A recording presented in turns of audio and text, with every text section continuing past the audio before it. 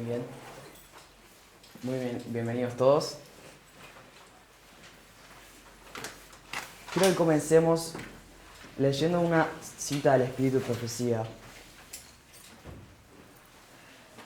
que se encuentra en Palabras de Vida del Gran Maestro, página 8, si no me equivoco.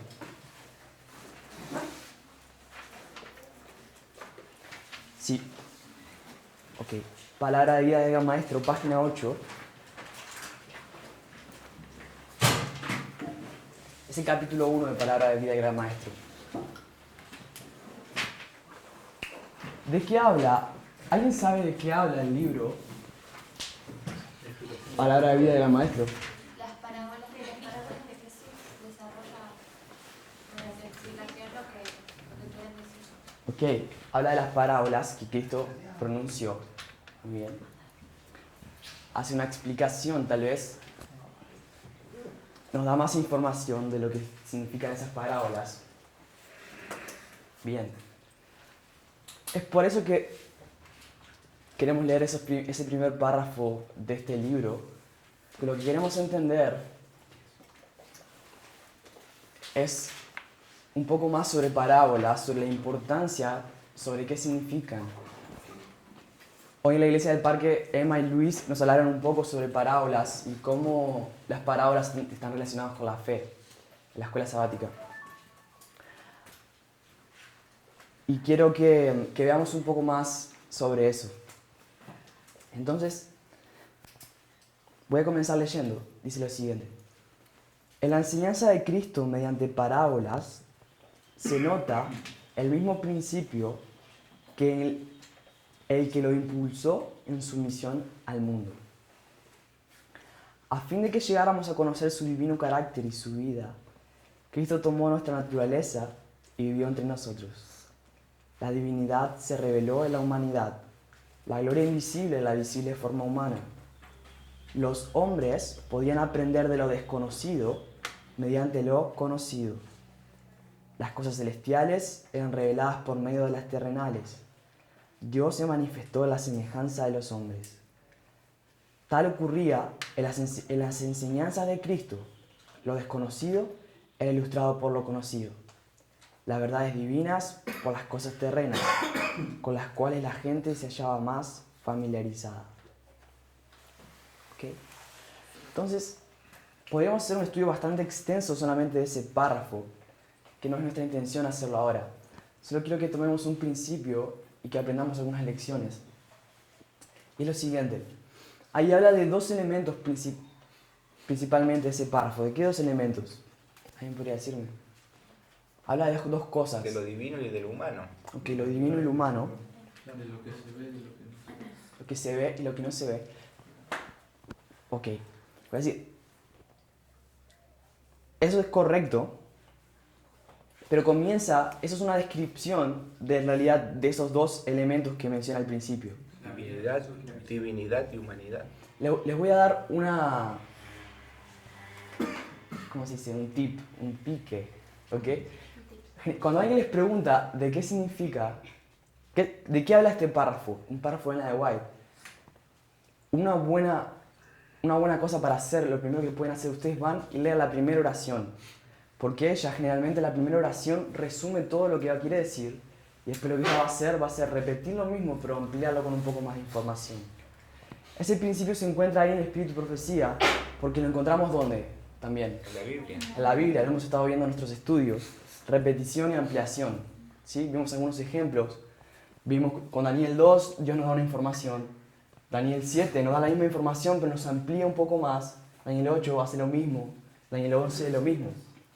Ese principio se encuentra lo hemos visto en un solo versículo. ¿Cómo pasa eso? ¿Se acuerdan? Por medio de estructuras. Hay versículos que presentan en sí mismo una repetición y una ampliación de la misma información. Lo mismo encontramos en el Espíritu de Profecía. ¿Ok? Entonces, si vamos allá y leemos la primera oración, ¿qué vemos? ¿De qué habla Ellen White la primera oración? De dos cosas.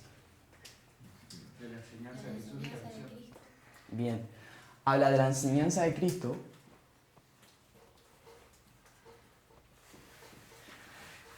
y de su Misión al mundo. misión. Y dice que estas dos cosas comparten un mismo principio. Ok, el mismo principio. Ok. ¿Cuál es ese principio? Bien, pues. Carol, ¿cuál sería ese principio que comparten las enseñanzas y la misión? ¿Qué te parece?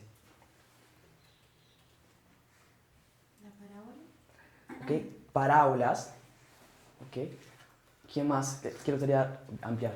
El encontrar dos aspectos, uno desconocido para las personas y otro conocido para las personas, reflejados ambos en el carácter de Cristo y cómo ambos se pueden encontrar y unirse en la misma persona. Bien. ¿Alguien más le gustaría decir otra cosa o lo mismo con otras palabras? La unión de lo divino y lo humano. La unión de lo divino y lo humano. Bien. Él venía a revelar un misterio, misterio que era él, la unión de lo divino y humano, y su mensaje era que el ser humano podía compartir o estar unida a la divinidad con la humanidad. Ok. Dice la enseñanza de Cristo. Ustedes me están hablando de dos cosas que yo concuerdo con lo que están diciendo. Él dice que dice el Neuel, que a fin de que llegáramos a conocer su divino carácter y su vida, Cristo tomó nuestra naturaleza y vivió entre nosotros. ¿Ok? Entonces, ¿está hablando de qué está hablando ahí? ¿De la enseñanza o de la misión de Cristo? Está hablando de la misión, ¿cierto? Esa era la misión de Cristo. Primero nos dice, la enseñanza de Cristo comparte el mismo principio que su misión. Ahora yo les sugiero que lo próximo que va a hacer Ellen G. White es ampliar un poco más, va a hablar sobre un poco sobre las características de su misión. O su vida, ¿cierto? Se refiere a su vida. A fin de que llegáramos a conocer su divino carácter y su vida, Cristo tomó nuestra naturaleza y vivió entre nosotros. La divinidad se reveló en la humanidad, la gloria invisible en la visible forma humana. Los hombres podían aprender de lo desconocido mediante lo conocido. Entonces Cristo en su vida vino a manifestar, ustedes me dijeron por ejemplo, la divinidad, ¿cierto? Vino a enseñar sobre la divinidad a través de ¿qué? De su humanidad. De su humanidad. Y dice allí, ¿qué más? Su gloria invisible Okay. a través de su humanidad visible. Habla de, él viene a enseñar algo que es invisible a través de algo que es visible. Bien. Entonces después dice algunas cosas más, pero como les comenté, no queremos ir tan en detalle, en profundidad. Queremos solamente tomar algún principio. Luego dice, tal ocurría en las enseñanzas de Cristo. ¿Qué significa eso? Que es lo mismo. Comparan y dicen que son iguales. Exactamente, de la misma forma, lo mismo, así acontece en su enseñanza. Estaba hablando de su misión y ahora de qué va a hablar. De su enseñanza. De su enseñanza. ¿Vieron lo que le dije? Ella habla de una cosa al principio del párrafo, después ella va a repetir y ampliar. Después ella amplía sobre la misión y ahora ella va a ampliar sobre la enseñanza. ¿Ok? Dice, tal ocurría en las enseñanzas de Cristo. ¿Qué ocurría? Lo desconocido era ilustrado con lo conocido. Lo desconocido, ilustrado por medio de lo conocido. ¿Qué más dice? De lo terrenal, lo celestial. Bien. Básico como ¿Verdades de qué tipo? Divinas, por medio de cosas, dice ahí, terrenas. ¿Lo ven? ¿Sí? Con la cual la gente se hallaba más familiarizada. Ok. ¿Cuál era el método de enseñanza de Cristo? Parábolas. parábolas. El próximo párrafo, de hecho, dice, la Escritura dice, todo esto habló Jesús por parábolas, etc. Va a empezar a citar. Y después va a ampliar un poco más sobre eso. Entonces, en su método de Cristo de enseñanza, que es por parábolas, Él tomaba las cosas desconocidas o divinas, las enseñaba por medio de cosas conocidas o terrenas. Pero la realidad es que su propia misión, su propia vida, era una ¿qué? Una parábola. Era una parábola. Contenía el mismo principio, y ese principio es parábolas. ¿Ok? Entonces, Cristo mismo era una parábola que por medio de la humanidad y lo que los hombres podían ver, Él enseñaba sobre la divinidad y las cosas que los hombres no podían ver. Quiero que estudiemos un poco sobre cómo toda la Biblia es una parábola en realidad. Porque Cristo es el verbo hecho carne, es la palabra hecha carne. La Biblia es el verbo, es la palabra. Quiero mostrar que también es parábolas. ¿Ok? Papi, Sí. ¿podría hacer una aclaración de qué es parábola? Ok, ¿qué es parábolas? Muy bien, gracias. ¿Se acuerdan que estuvimos estudiando un poco unas cosas que hacemos generalmente cuando queremos definir una palabra? Vamos a ver qué significa esa palabra en el hebreo, ¿sí? ¿Por qué hacemos eso? Hacemos eso porque muchas veces las palabras que el profeta escribió no es la misma que se elige a la hora de ver la traducción.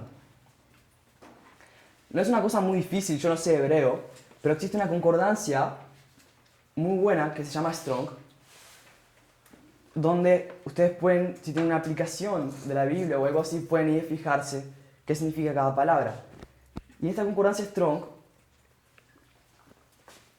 cada palabra tiene una letra que corresponde al griego o G de griego o H de hebreo y un número que es para identificarlo. La palabra G3850 es la que le corresponde a parábolas. ¿Ok?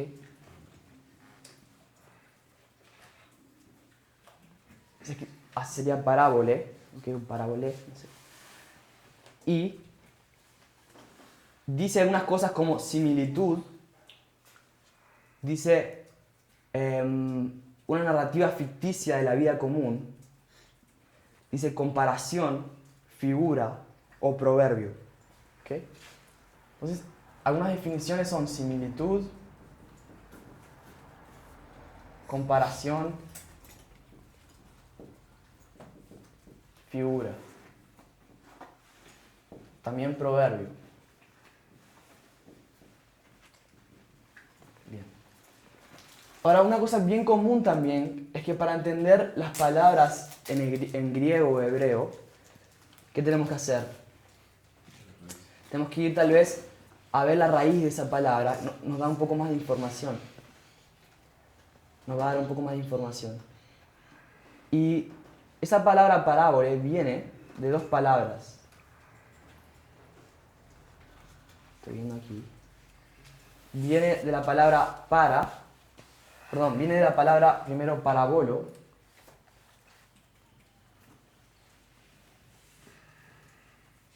que el número es G3846.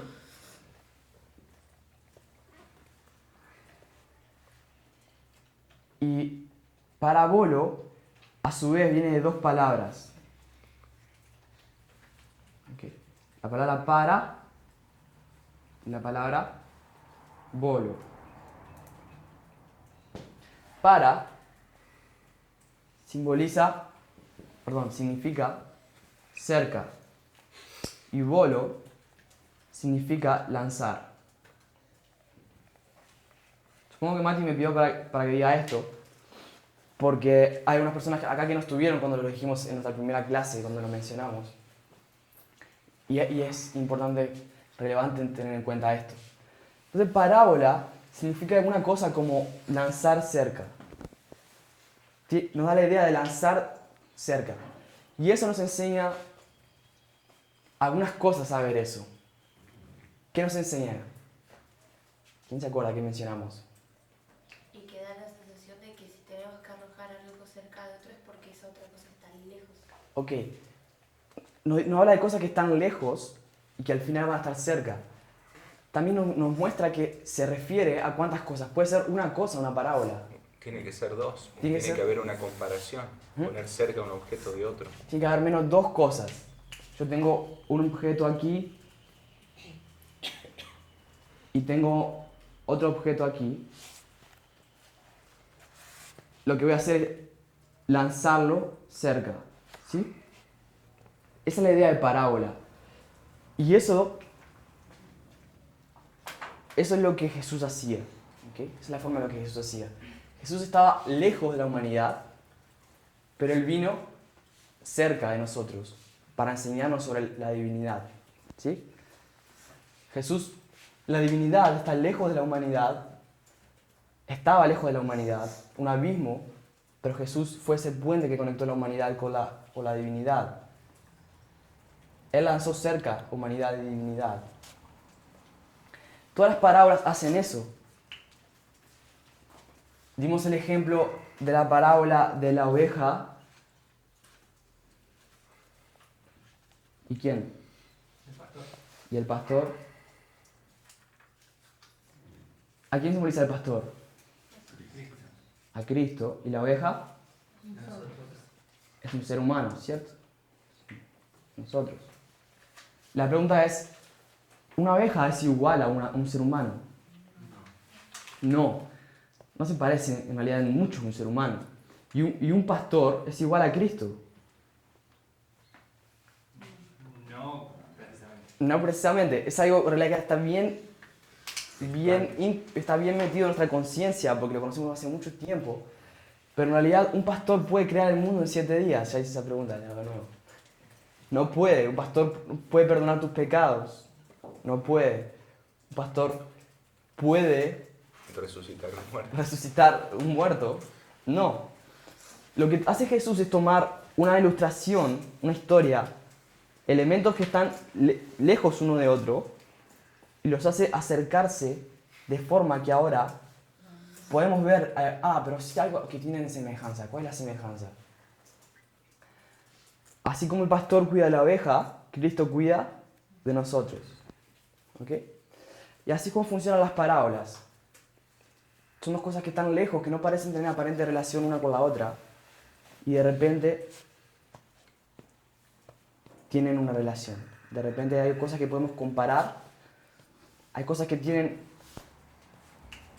Comparación era una de las definiciones de parábola. Para comparar nuevamente necesitamos dos cosas. Y esas dos cosas tienen que tener al menos alguna semejanza, ¿cierto? No puedo comparar algo que no tiene semejanza. Si comparo un cuadrado con una bola, imaginen que es una bola. ¿Cuál es la semejanza? ¿Son iguales? ¿Son semejantes? ¿No? Dicen por ahí. ¿Qué piensan? ¿Todo el mundo de acuerdo? ¿No son semejantes? Son figuras geométricas. Sí, son semejantes porque son ambas figuras geométricas. ¿Sí? Entonces puedo comparar una bola con un cuadrado. Son figuras geométricas. Pero nosotros sabemos también que son distintas, son bastante distintas al mismo tiempo. Y eso es una comparación. Cuando yo agarro dos elementos y veo las dos cosas que tengo que ver.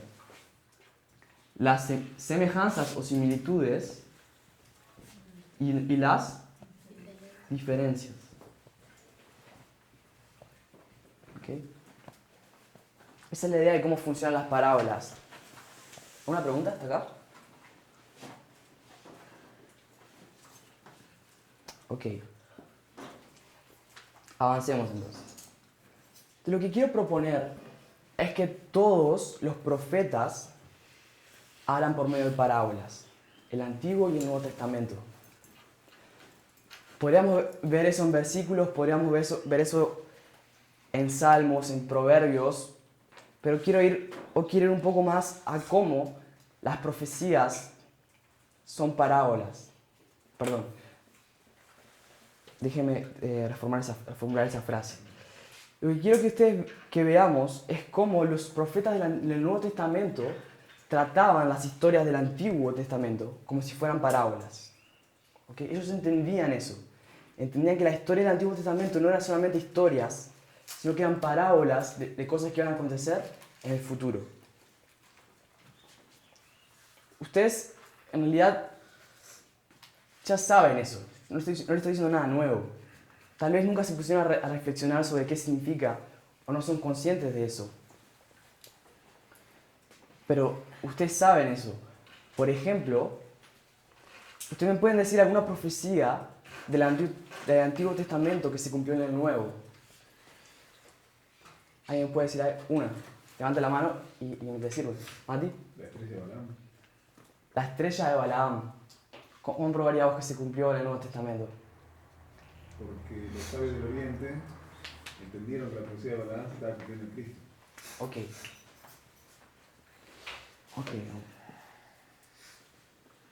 Voy acá. Estrella de Balaam. ¿Todo el mundo sabe de lo que está hablando?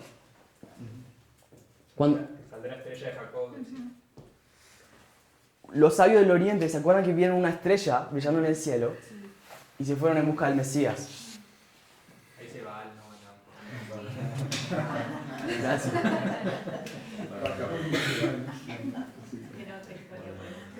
Estrella de Balaam. Era media apócrifa esa. La estrella de Balaam. Si ustedes van a estudiar un poco sobre esa historia, ellos entienden, cuando ellos ven la estrella, ellos entienden que era un cumplimiento de lo que se encuentra, lo que escribió Balaam en Números, que lo pueden ver en Números, capítulo 24, si no me equivoco. Déjenme confirmar. 24. 24:17. Gracias. 24:17. Y vamos a ver eso entonces. Vamos al número 24:17.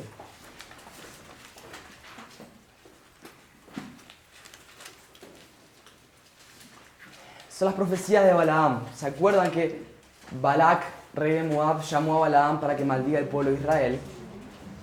Y entonces Balaam lo que hace, le ofrece corderos, 7 carneros y 7 corderos de un año a Dios en 7 altares, para ver si Dios escucha y maldice a Israel. Se va al desierto a buscar respuesta de Dios y Dios le da 4 profecías que lo que hace es completamente bendecir al pueblo de Dios en lugar de maldecirlo. Entre ellas se encuentra esta, la del capítulo 24. Y en el versículo 17 dice... ¿Qué dice? ¿Quién lo lee? Lo veré, mas no ahora. Lo miraré, mas no de cerca. Saldrá estrella de Jacob y se levantará cetro de Israel y herirá las sienes de Moab y destruirá a todos los hijos de Set. Ok. Entonces, Balaam está hablando de alguien que él va a ver, pero no ahora. Lo iba a ver ¿cuándo? En el futuro, en algún momento en el futuro. Y lo llama de esa manera. Lo llama estrella. Saldrá estrella de Jacob. Se levantará cetro de Israel. Podríamos ver en ese mismo versículo repetición y ampliación bien clara, si nos tenemos a ver con más detalles. Tal vez ustedes me pueden decir, vamos a hacer eso, vamos a hacer lo siguiente.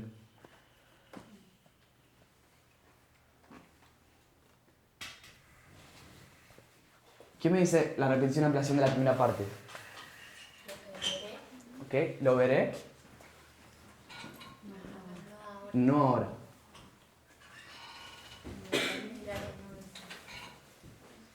Lo miraré. ¿Qué es mirar? Veré. Es ver, ¿cierto? Es lo mismo, es una repetición, pero va a dar un poco más información. No de cerca. No de cerca. No. ¿Ok? Es una N que se hizo un palito. ¿Ok? No de cerca. Saldrá estrella de Jacob y cetro de Israel. ¿Quién es Jacob? Israel, ¿cierto? Estrella no es lo mismo que un cetro, pero está hablando de 2 características de lo mismo. ¿Ok? ¿Qué es un cetro? Un cetro es ese palo que tienen los reyes, ¿sí? Entonces está hablando de qué va a salir, qué se va a levantar de Israel. Rey. Un rey. Ok. Estrella, un mensajero. Bien. Ok. Una estrella es un mensajero, dice Adrián. Ok, entonces, ¿quién era esa estrella que se iba a levantar?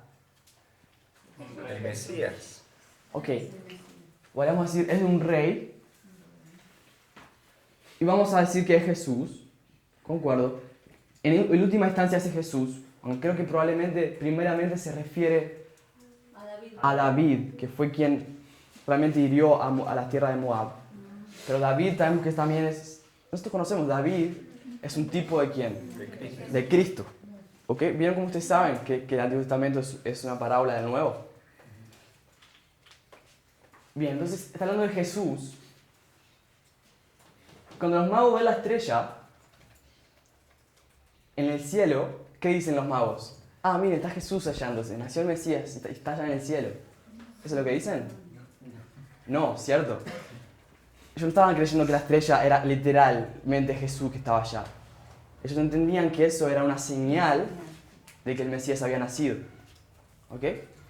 Entonces ellos entendían que esa estrella de cual habló Balaam se refería como una parábola a Jesús. ¿Qué otra parábola conocen ustedes? ¿O qué otra historia, qué otro cumplimiento del Antiguo Testamento en el Nuevo? Algo mucho más simple, algo más simple, más conocido. Quiero algo más básico. Y lo de Juan Bautista, A ver, Juan el Bautista. cuando señala a Jesús, dice, este es el Cordero. Ok, el Cordero de Dios que quita el pecado del mundo, dice Juan el Bautista. Dejen poner, voy a borrar esto. Dice entonces, Juan el Bautista le dice, el Cordero de Dios que quita el pecado del mundo. Esa es bastante conocida, ¿cierto? Para todos. El Cordero, ¿de dónde? Del santuario, ¿cierto? Simbolizaba a Jesús. Sheila, ¿qué quería decir? No, iba a decir algo. Sí, por favor. Ah, Porque esa es bastante conocida, no vamos a tomar mucho tiempo. Sí. bueno, en Salmo 22, 16 al 18 habla sobre la crucifixión de Jesús. Ok. Dice, porque perros me han rodeado, me han sacado cuadrillas de malignos, horadaron mis manos y mis pies, contar puedo todos mis huesos, entre tanto ellos me miran y me observan. Repartieron entre sí mis vestidos y sobre mi ropa echaron suertes. Y está o sea, David no le pasó eso, sino que estaba hablando de Jesús. Ok. Vamos a Salmo 22, todos por favor. Salmo 22.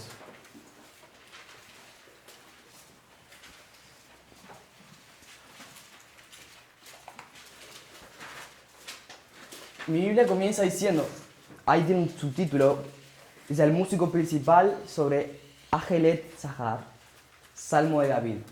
Es un salmo que ¿quién escribió? David. Y comienza diciendo, el versículo 1, bien conocido, dice, Dios mío, ¿por qué me has desamparado?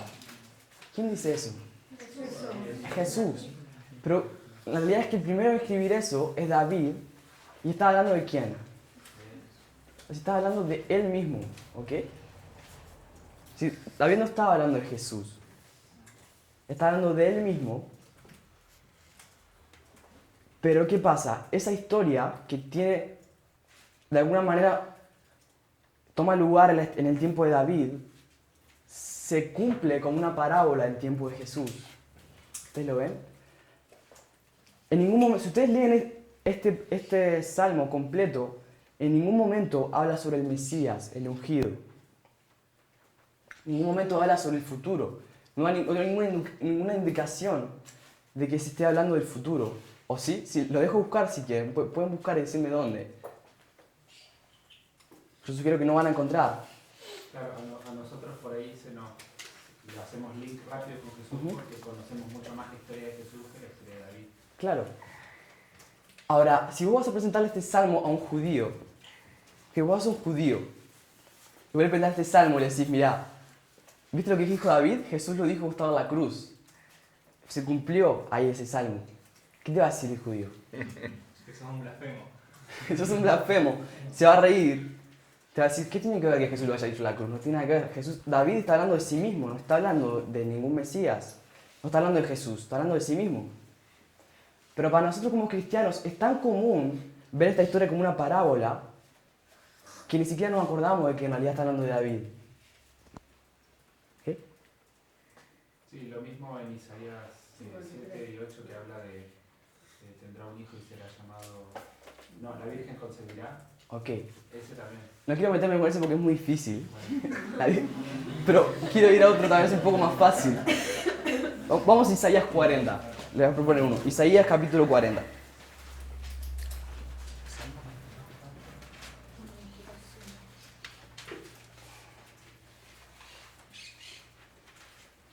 Isaías, ¿cuánto, perdón? Capítulo 40. Versículo 1 vamos a comenzar.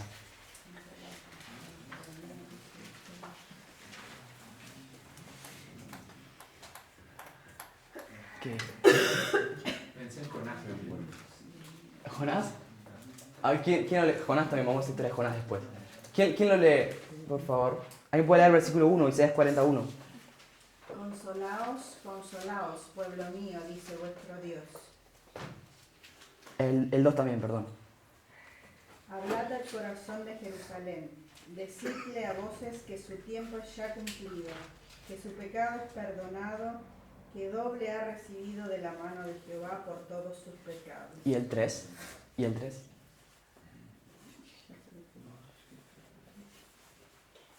Dice, vos que clama en el desierto, preparad camino a Jehová, enderezad calzada a la soledad, a nuestro Dios, en la soledad. ¿De quién está hablando ese versículo?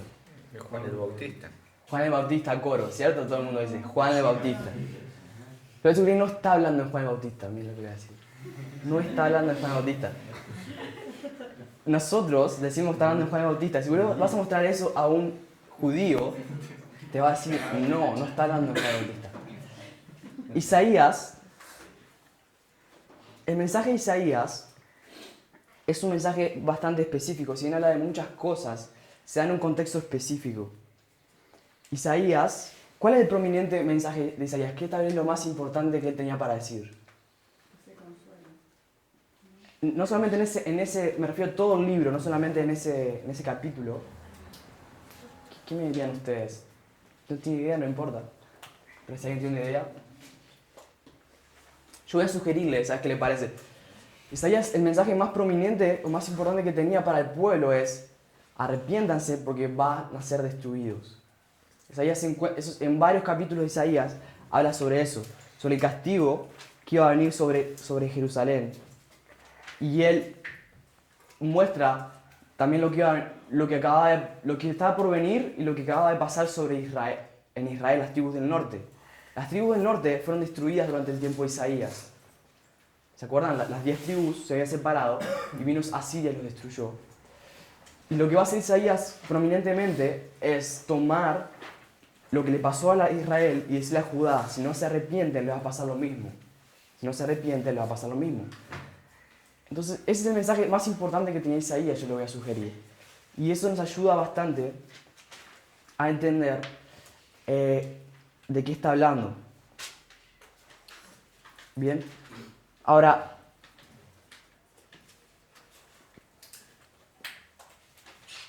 él habló mucho antes de Isaías 40 de la destrucción de Israel. Isaías 7. Si vamos a Isaías capítulo 1, vamos a Isaías capítulo 1, dejen su marcador o su dedo ahí en el 40, porque vamos a volver.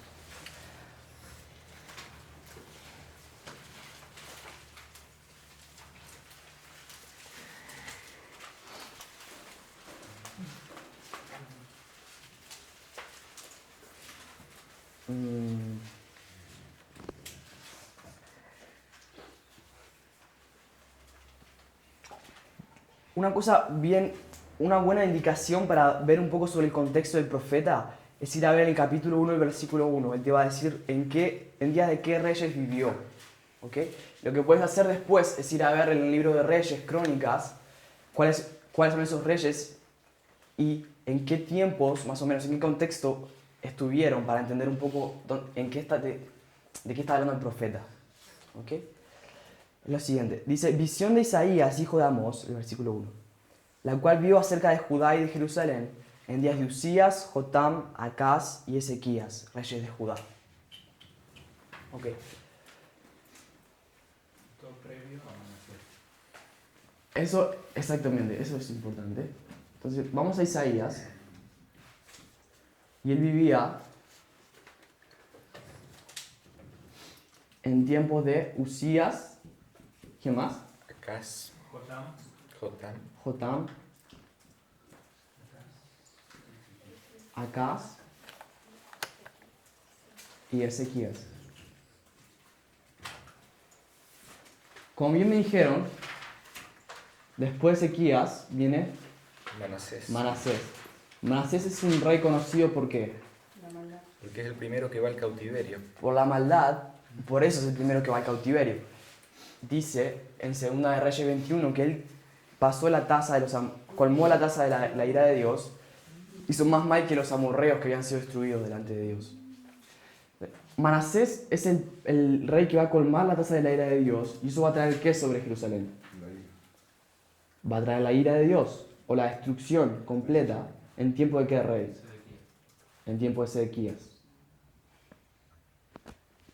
Bien. En este tiempo vivió Isaías. Y hay varias cosas que acontecieron en este tiempo que no vamos a ver ahora por causa de nuestro tiempo, de que tenemos poco tiempo. Bien. Por eso el mensaje prominente de Isaías va a ser sobre el arrepentimiento y el juicio que va a venir.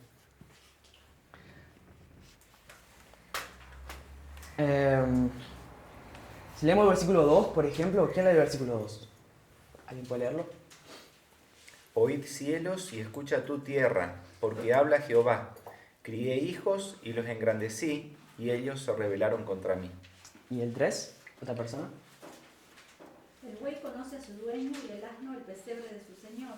Israel no entiende, mi pueblo no tiene conocimiento. Bien. El verso 5, ¿quién puede leer? ¿Por qué querréis ser castigados aún? Todavía os revelaréis, toda cabeza está enferma y todo corazón doliente. Bien.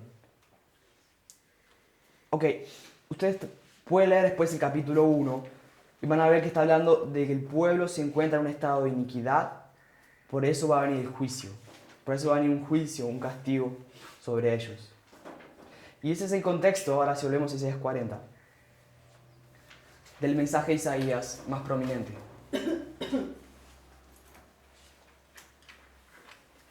Pero Isaías 40, el versículo 1, comienza diciendo, consolaos, consolaos. ¿Qué es consolarse? Consolarse indica que antes estabas como. Es consolar. Estabas triste, estabas en aflicción, sufriendo, llorando tal vez, ¿sí? Entonces nos habla de eso, nos habla de alguien que estaba mal, estaba triste. Vamos a ver más grande. Alguien que estaba triste. Entonces, Isaías le dice para consolarse, que se consuele. Cuando se consuele va a quedar como feliz. ¿Sí? ¿Por qué el pueblo de Israel tiene que consolarse? ¿Por qué estaba triste? Se anuncia un castigo, Hay un juicio que estaba siendo anunciado pero luego se anuncia una restauración. y luego una restauración. ¿Todos lo ven? Fíjense que dice, hablad al corazón de Jerusalén, decidle a voces que tu tiempo es ya cumplido, que su pecado es perdonado, que doble ha recibido de la mano de Jehová por todos sus pecados. Ya recibió el juicio. Ya recibió el juicio. En el momento de Isaías no. Cuando él, todavía no lo había recibido literalmente, pero ven que él habla como si ya lo hubiera recibido. ¿Ven eso? Dice, su tiempo ya es cumplido. ¿Qué significa eso? Se cerró la cosa. Había un tiempo durante el cual Dios, ¿qué iba a hacer? Iba a castigarlos. ¿Cuánto tiempo los castigó al pueblo de Israel? 70 años. 70 años. Ustedes saben que... Entonces le dice, su tiempo ya es cumplido, ya recibió el doble de la mano de Dios. Por cierto, no es casualidad que diga consolados 2 veces. se recibió el doble de la mano de Dios, pero ahora tienen que consolarse. ¿Sí? ¿Alguien tiene una pregunta, una duda?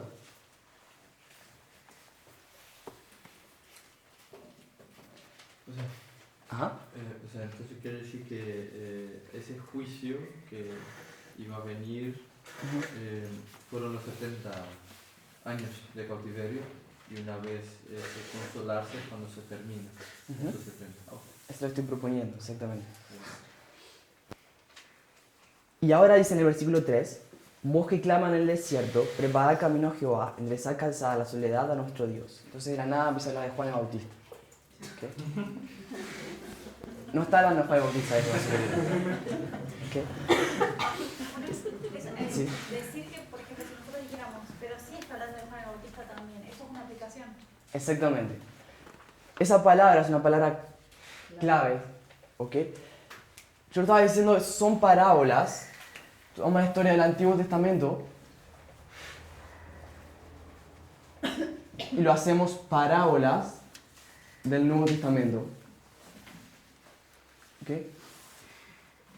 Es diferente decir, perdón, es lo mismo que decir que lo que hacemos es esta palabra aplicación. O sea, lo primario sería interpretar de qué habla la aplicación, o sea, el sentido original del texto.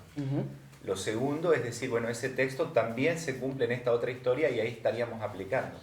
Eso me interesa que todos lo entendamos, ¿ok? Lo hacemos todo el tiempo, a veces con cosas menores. Vamos a ir a pedir un examen y vamos ahí a Josué y leemos fuerza, sé valiente. O sea, lo hacemos. A veces quizás no lo hacemos tan bien, pero tenemos la tendencia a aplicar porque la Biblia claramente no habla de nuestros tiempos. Todas, y tenemos que usar esas parábolas. Sí, exactamente. ¿Alguien levantó la mano por allá atrás? ¿Quién fue? ¿Jaco? Tú levantaste la mano, ¿no? ¿Cómo llamarías a vos a esa, digamos, entender lo que primariamente quería decir el texto? Ok, vamos a ir a eso, vamos a retomar la idea que Adrián trajo. Déjenme primero decirle, ¿de quién está hablando? ¿Quién es una voz que va a clamar en el desierto al final de los 70 años y va a tener un mensaje de consolación al pueblo? ¿Daniel? Yo creo que... ¿Daniel? ¿Hay alguna otra propuesta? Sí, Ciro. Sí, Ciro es el que da un decreto que les da alegría a los judíos porque vuelve para reconstruir las ciudades destruidas. Yo pensaba en alguien que preparara al pueblo para decir, se viene su restauración, entonces pensaba por eso en Daniel. Ok. Esdras, Nehemías. Mi pregunta es, ¿quién será? Si no es Juan el Bautista, estoy diciendo, no es Juan el Bautista el que está hablando. Al final de 70 años no estaba Juan el Bautista vivo. Es otra persona, es otro mensajero que se tiene que encontrar aquí al final de los 70 años para dar este mensaje de consolación al pueblo. ¿Ok?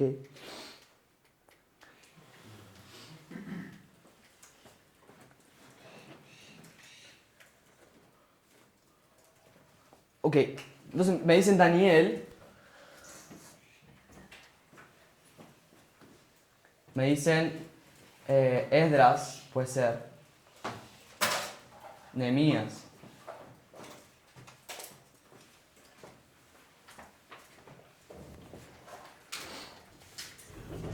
Ok, no quiero ser tan específico tal vez ahora con quién exactamente es, porque se nos llevaría mucho tiempo. Pero se tiene que referir a un profeta que se encuentra al final de ese periodo de dispersión del pueblo de Dios. ¿Okay? Se tiene que referir a uno de esos profetas. A mí me hace pensar que se refiere más a que los que juntan y preparan el camino son Esdras y Nehemías, pero no necesariamente tiene que ser eso. También el profeta Ageo. Ageo y Zacarías. Ageo, Zacarías, ¿cierto? Que instaron a edificar el templo y a reordenarse. Sobre Babel también puede decir. Ok. Bien. Ok. ¿Dónde estábamos? Aplicaciones. Voy a borrar esto entonces, si me permiten. Habría que ver de todos los personajes que dijimos ahí si hay alguno que estuvo haciendo su ministerio en una zona desierta. Porque Eso es Daniel importante. estaba en la corte del rey, de los reyes que Primero los babilonios y después los medopersas. Puede ser figurativo también. Puedo decir, me siento como si estuviera en el desierto porque nadie me escucha. Ok. Pero Juan el Bautista fue al desierto, ¿no? Decía, vos que clama en el desierto. Nosotros cuando vemos eso decimos, ¿quién predica?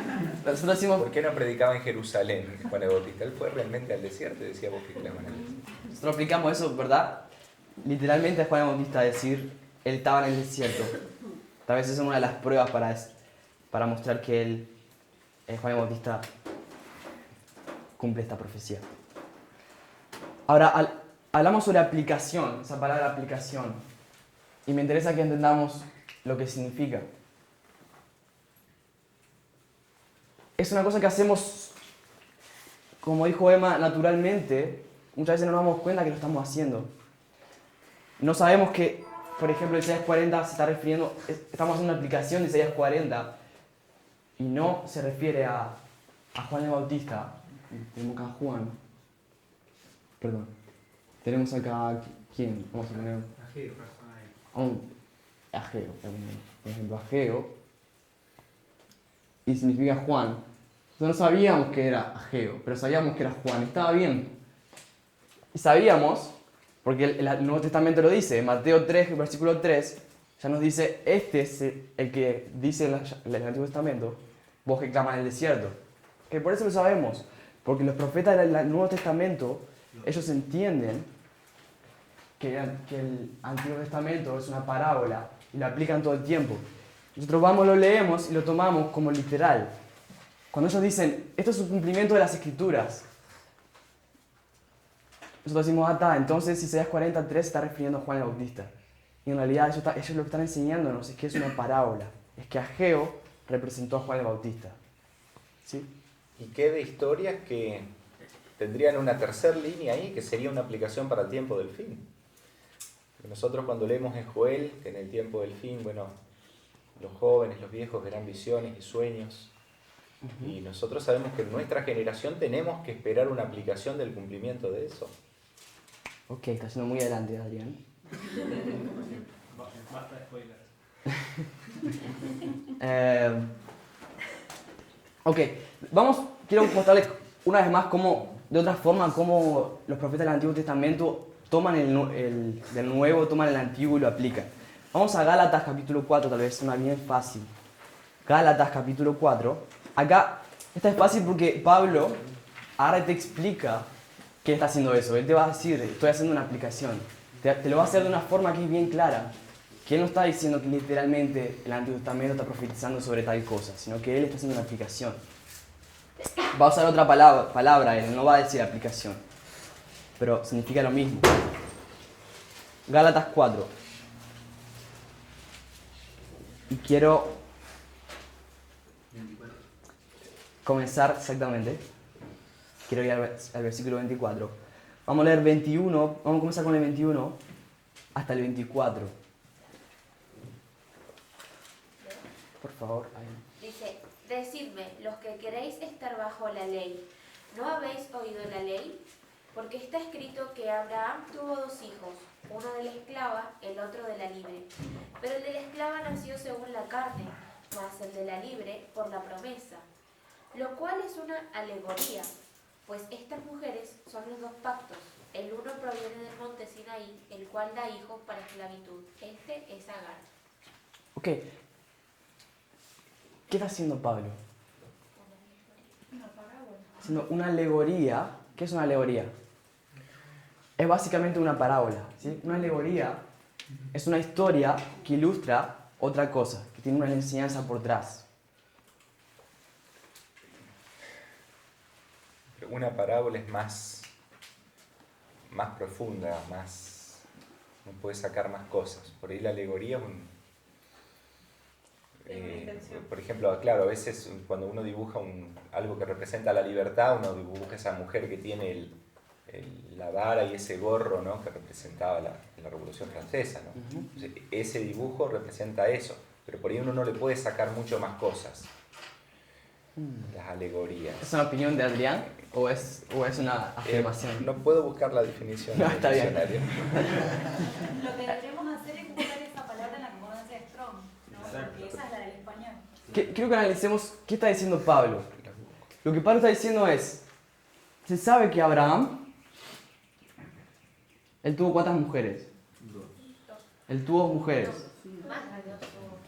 Lo que está diciendo Pablo, ¿okay? Él toma las informaciones que él quiere, es su alegoría.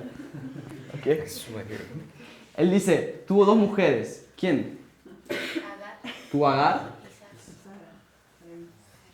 y Sara. Y él dice, tuvo a Agar y tuvo a Sara. Déjeme ilustrarlo de otra manera, que va a ser más.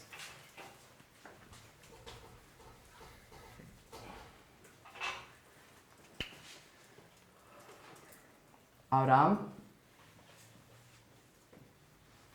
se casó con Agar.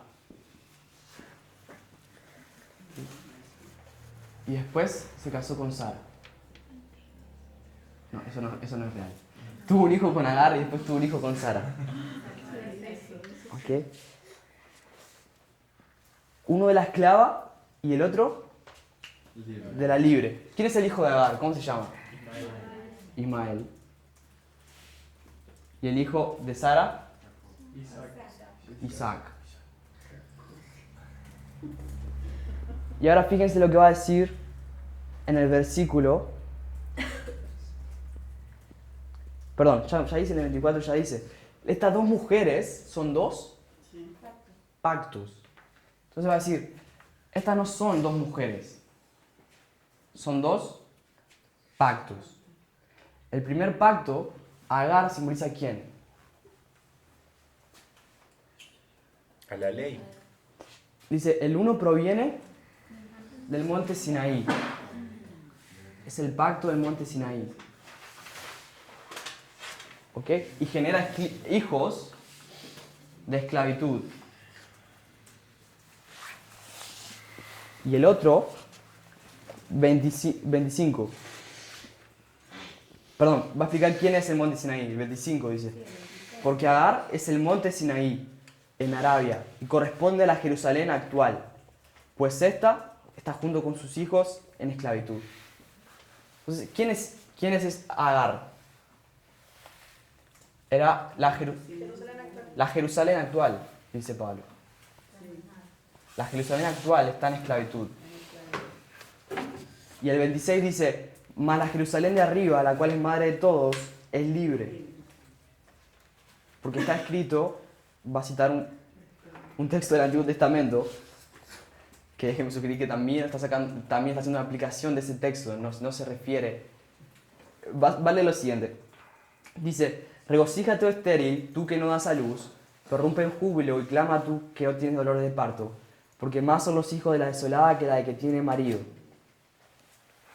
Así que hermanos, nosotros como Isaac somos hijos de la promesa. Pero como entonces, 28. ¿Quién es Isaac entonces? El hijo de la promesa. Pero ¿a quién representan? A ellos. A los cristianos. Ok, exacto. Pablo dice, nosotros somos hijos de la promesa. ¿A quién se refiere a nosotros? A los cristianos, dice Esteban. ¿Todo el mundo concuerda? Entonces va a decir Isaac, en realidad, Isaac son los cristianos. ¿Y quién es entonces Sara?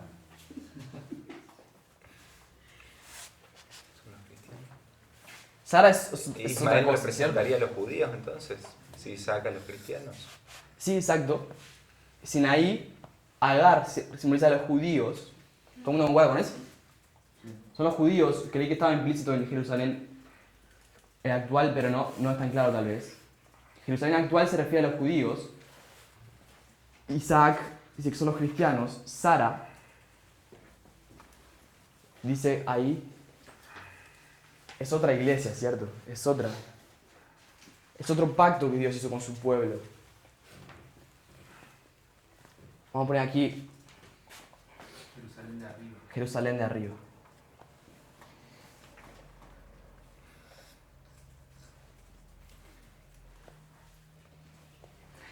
Entonces, lo que hace Pablo, toma la historia de Agar y Sara y sus dos hijos Ismael y Isaac y lo va a hacer representar dos pactos, ¿sí? Dos mujeres, dos pactos. Va a decir, Agar es el monte Sinaí, que está en esclavitud y representa Jerusalén actual. Ismael, que es el hijo de Agar, son los judíos. Sara se representa la Jerusalén de arriba. Isaac somos nosotros, los cristianos, los hijos de la promesa, los libres. ¿Qué? Y acá no habría... Esclavitud sería libertad. ¿Perdón? Donde la esclavitud entonces sería libertad. Claro, lo que estaba preguntándome en la mente es si así como se compara con el monte Sinaí en la primera columna, no hay un monte con el que comparar en la segunda columna. ¿Será el de los olivos? O monte del Gólgota. En ¿Qué? uno está la ley y en otro la... No sé, porque dice son dos mujeres y que son dos montes, pero luego no... ¿Ok? Esto es una pregunta válida. Monte Sinaí, ¿qué monte es este? Es la pregunta de él. No iba a responder lo del monte. No hay problema. Era otra cosa. Sí. Que por ahí, o sea, nosotros tenemos esta alegoría que se hace para comparar lo que es el vivir a través de la fe y no a través de la ley rabínica que está desarrollada dentro de lo que es la Torá judía, digamos.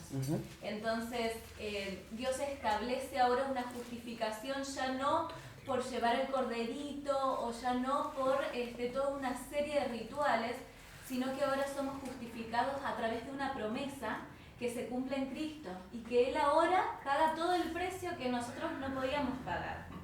Entonces, tiene que ver con, no sé, una Jerusalén de arriba que es nuestra... Es como el cielo que nosotros estamos esperando que va a llegar y que se va a sentar en un monte, sí, pero que todavía es a futuro. Y entonces estamos transitando en eso, pero no lo entendemos completamente. Gracias. ¿Mati? Totalmente de acuerdo, creo que esa es la enseñanza que Pablo quiere dar. Ahora la pregunta es por qué usa esa historia para dar esa enseñanza. Y yo encuentro que él ve una estructura en la historia y copia la estructura y le hace una aplicación. Concuerdo. ¿Eduardo? Sí, usando el texto de Hebreos 12, 22, sino que habéis acercado al monte de Sión, la ciudad de Dios, Jerusalén la celestial, a la compañía de muchos millares de ángeles, a la congregación de los primogénitos que están escritos en los cielos. Ese sería el equivalente al monte de Sinaí. Jerusalén de arriba sería el monte Sión del cielo. Gracias, Edu. Entonces, Eduardo,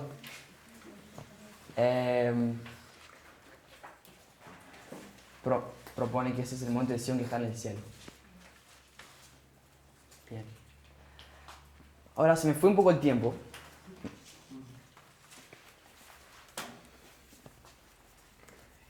Busqué en Strong la palabra alegoría y está esa única vez en el Nuevo Testamento. ¿Esa única vez? ¿Qué? ¿Mayel, qué dice? Podría ser la serpiente de Moisés. Ok, la serpiente de Moisés. ¿Se acuerdan de esa historia?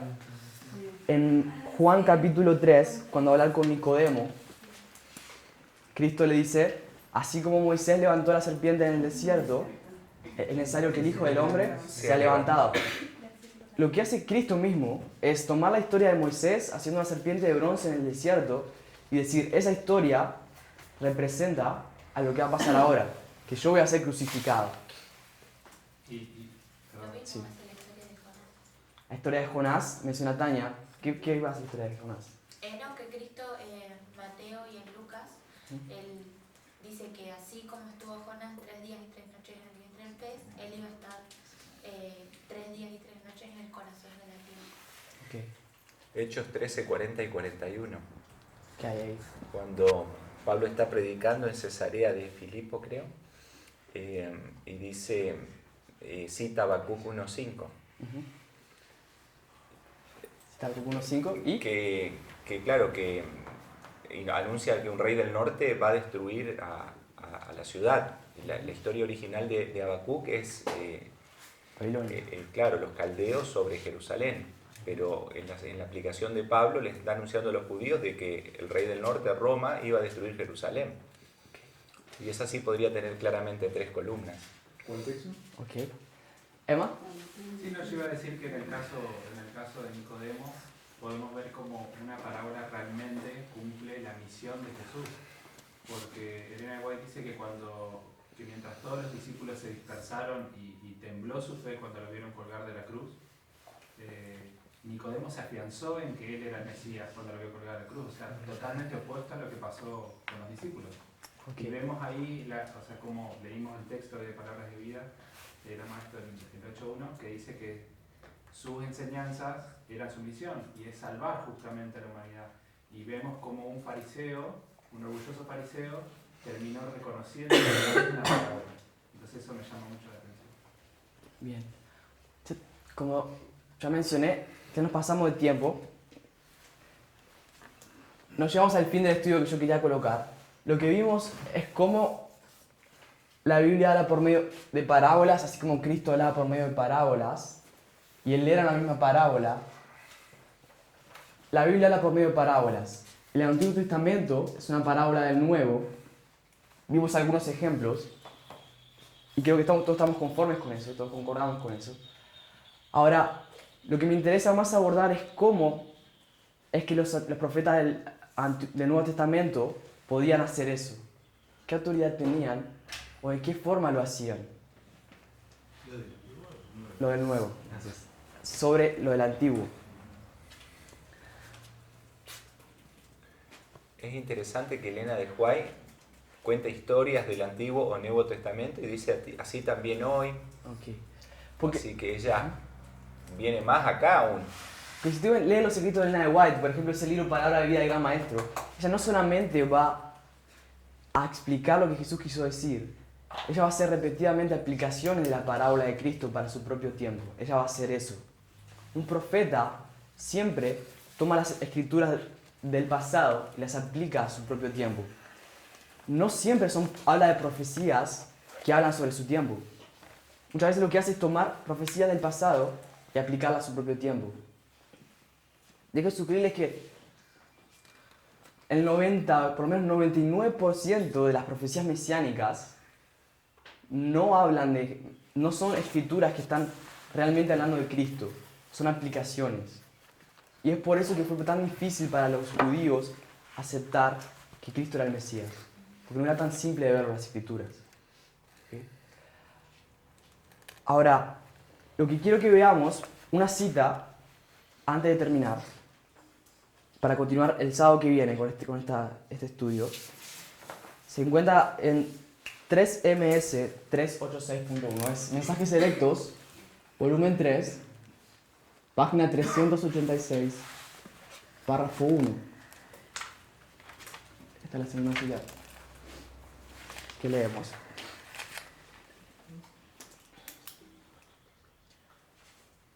Dice lo siguiente: nunca estamos ausentes de la mente de Dios. Dios es nuestro gozo y nuestra salvación. Cada uno de los profetas antiguos habló menos para su propio tiempo que para el nuestro, de manera que sus profecías son válidas para nosotros. Y estas cosas acontecieron como ejemplo y están escritas para amonestarnos a nosotros, a quienes han alcanzado los fines de los siglos. A esto se les reveló que no para sí mismos, sino para nosotros, administraba las cosas que ahora son anunciadas por los que han predicado el Evangelio por el Espíritu Santo enviado del cielo, cosas en las cuales anhelan mirar los ángeles. Que es un texto bastante interesante para que cada uno medite, pero quiero tomar algunas partes, como que dice ahí: cada uno de los profetas antiguos habló menos para su propio tiempo que para el nuestro. Dice que sus profecías son válidas para nosotros. ¿Okay? Eso tiene una implicancia bastante importante, bastante fuerte. No habla solamente de lecciones morales, que es lo que generalmente solemos hacer. Tomamos la historia, una historia y vemos cómo se portó mal una persona y decimos no tenemos que portarnos mal como esa persona porque nos va a pasar lo mismo. Pero Elena de White va un poco más allá y nos habla de profecías que son válidas para nosotros. Se está hablando para su propio tiempo. Eso es lo que hacían los profetas del Nuevo Testamento con el Antiguo. Eso es lo que hacía Elena de White. Yo sugiero, eso es lo que nosotros necesitamos hacer. Nosotros necesitamos entender cómo ellos lo hacían para poder entender cómo Dios nos habla para nuestro tiempo hoy. ¿okay? Claro que eso no es una obra del hombre, que el hombre se le ocurre de repente que va a empezar a hacer eso y lo hace. Es la obra del Espíritu Santo. Pero eso es lo que estamos estudiando en nuestras clases de lunes a jueves, ¿cierto? Estamos estudiando cómo funciona, cómo las profecías presentan estructuras o presentan patrones que nos permiten entender un poco más la luz que Dios revela en Apocalipsis, por ejemplo, para nuestro propio tiempo. ¿Sí? Entonces lo que queremos hacer el próximo sábado, continuando con esta serie de estudios, voy a pedirle al menos 5 personas que me mencionen cualquier libro de la Biblia, cualquier profeta, al azar. Le voy a mostrar cómo se puede hacer una aplicación para el fin de los tiempos que ustedes van a concordar. ¿Okay? Eso es lo que vamos a hacer el sábado que viene. ¿Eduardo? Sí, quería simplemente comentar que esta cita que vos, digamos, mencionaste, ella está explicando lo que están haciendo los profetas en el Antiguo Testamento, pero está maravillosamente hilvanando textos del Nuevo Testamento que ella los une para dar explicación. O sea, que estaba hablando a través de los profetas. Ella misma estaba hablando a través de los profetas. Es como si agarró la Biblia y recortó textos y hizo un collage, ¿no? Porque Dios no es un Dios de confusión. Los profetas hablan un sujeto al profeta, ¿no? Vamos a orar.